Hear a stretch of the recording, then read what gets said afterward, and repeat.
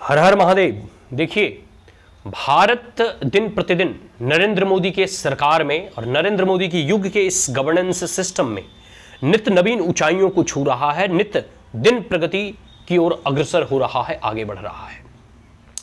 भारत देश की उपलब्धियों में एक और उपलब्धि जुड़ने वाली है कि आज भारत पूरी दुनिया में जो है तीसरी बड़ी अर्थव्यवस्था के रूप में शुमार हो चुका है। देखो, अभी इससे पहले जब नरेंद्र मोदी ने 2014 में सत्ता को संभाला था तो भारत लगभग 10वें पायदान पे था और धीरे धीरे नरेंद्र मोदी के मेक इन इंडिया प्रोग्राम से, स्किल इंडिया प्रोग्राम के तहत और पूरे के कह सकते हो कि फॉरेन डायरेक्ट इन्वेस्टमेंट को अट्रैक्ट करने के लिए जो यहाँ का वातावरण कंड्यूसिव बनाए गए, जीएसटी जैसे रिफॉर्म्स हुए, कई सारे रिफॉर्म्स जो है भारत ने नरेंद्र मोदी आने के बाद देखा। तो कई सारे ऐसे रिफॉर्म्स के बाद आप कह सकते हैं स्वाभाविक सी बात है कि देश में प्रोसेसिंग यूनिट्स, इंडस्ट्री, फैक्ट्री और बहुत सारे ऐसे जो है कह सकते हो चीज़ें जो है बढ़ना प्रारंभ हुआ, शुरू हुआ और भारत में एक लार्ज स्केल पे कह सकते हो कि डेवलपमेंट जो है कि जो राह है, जो प्रगति है, उसे और आसान किया गया और भारत हर दिन देखोगे तो एक नई ट्रैजेक्टरी, नए लक्ष्य की ओर आगे बढ़ रहा है। जैसे नरेंद्र मोदी कहते हैं ना कि 2030 तक जो है हम $5 ट्रिलियन इकोनॉमी के लक्ष्य को हासिल करेंगे। ठीक, उनका लक्ष्य है कि 2047 तक भारत एक विकसित राष्ट्र के रूप में, एक डेवलप्ड इंडिया के रूप में उभरेगा। तो बहुत सारी ऐसी चीजें हैं। नरेंद्र मोदी जो है एक विजनरी प्राइम मिनिस्टर है, लोगों को एक विजन देते हैं, एक टारगेट देते हैं, एक मिशन देते हैं और उस टारगेट पर वो काम करते हैं, वर्क करते हैं, दिन रात मेहनत करते रहते हैं।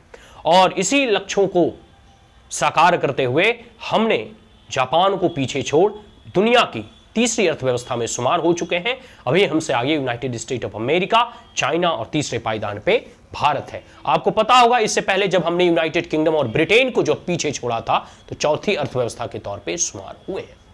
अब कई सारे लोग कह सकते हैं कि देखो, आलोचक तो आलोचना करते रहते हैं, क्योंकि और खास करके ऐसे कांग्रेसी, ऐसे विपक्षी दल हमेशा नरेंद्र मोदी की आलोचना करते रहते हैं।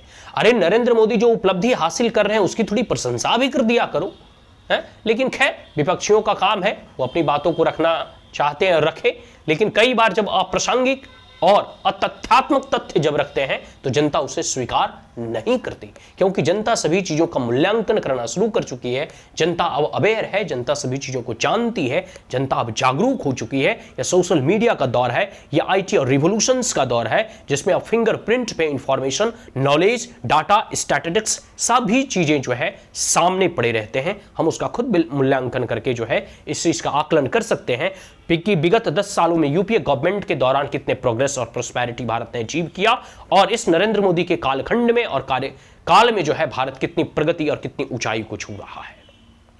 तो स्वाभाविक सी बात है, इस बात को आप समझे या ना समझे, लेकिन इस बात को आप माने कि भारत आज जो है जिस रफ्तार से बढ़ रहा है ना, और भारत दुनिया की सबसे फास्टेस्ट ग्रोइंग जो है जीडीपी वाला देश है।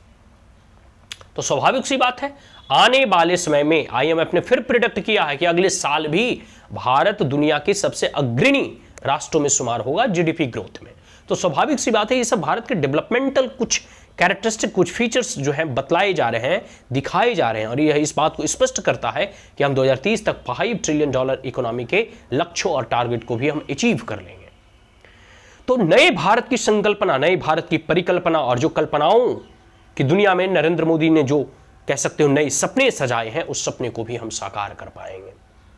ठीक है, तो जैसे जैसे भारत आगे बढ़ रहा है, स्वाभाविक सी बात है कि विपक्षी वगैरह को ये बातें अच्छी नहीं लग रही है और वो बार बार जो है ये कटाक्ष करते हुए कहते हैं या आलोचना करते हुए कहते हैं कि जापान में पर कैपिटा इनकम बड़ा अच्छा है कंपेयर टू इंडिया। स्वाभाविक सी बात है, जापान एक छोटा सा देश है, एक आइलैंड सा देश है, इसकी आबादी यूपी से भी कम है, तो होगा ही पर कैपिटा इनकम ज्यादा। लेकिन इस बात को नहीं भूलना चाहिए कि जैसे जैसे भारत में ओवरऑल जीडीपी ग्रोथ अच्छे होंगे, नए नए फैक्ट्री होगा, नए नए इन्वेस्टमेंट होगा, एम्प्लॉयमेंट जनरेशन होगा, लोगों के कॉमन मासेस के कंज्यूमर पावर पैरिटी इंप्रूव होगा, तो स्वाभाविक सी बात है ग्रेजुअली भारत में भी पर कैपिटा इनकम धीरे धीरे बढ़ेगा। इस बात को आप मानिए और आप देखिए जैसे जैसे भारत में पॉवर्टी रिडक्शंस हो रहे हैं, हम भारतवासी जो है जीरो हंगर की तरफ बढ़ रहे हैं, तो स्वाभाविक सी बात है कि अभी आज के 10 या 20 साल के पहले का भारत और अभी के भारत में बहुत अंतर आपको दिखाई देगा।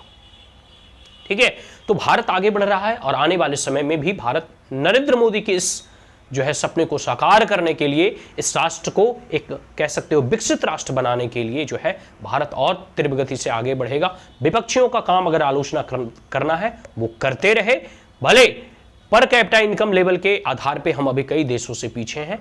आने वाले समय में हम इस टारगेट को भी अचीव करेंगे, इस फील्ड में भी हम काम करेंगे, लेकिन धीरे धीरे ही रे मना हम आगे बढ़ रहे हैं। और यह अगर एक उपलब्धि हमारे जो है देश को मिली है तो इसको हमें स्वीकारना चाहिए और देश की अर्थव्यवस्था में हमें जिस भी रूप में हो हमें उसमें बढ़ चढ़कर पार्टिसिपेट करना चाहिए, योगदान देना चाहिए। और जब तीसरी अर्थव्यवस्था भारत बनी है तो इस पे हमें गौरव की अनुभूति भी होनी चाहिए। और स्वाभाविक सी बात है, देश से ही हम हैं, देश प्रगति करेगा तो उसमें हमारी भी उन्नति संभव है।